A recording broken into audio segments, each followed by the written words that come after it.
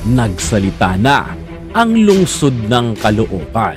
Sasalubungin natin ang bagong pag-asa, bagong muka para sa ating lungsod na minamahal.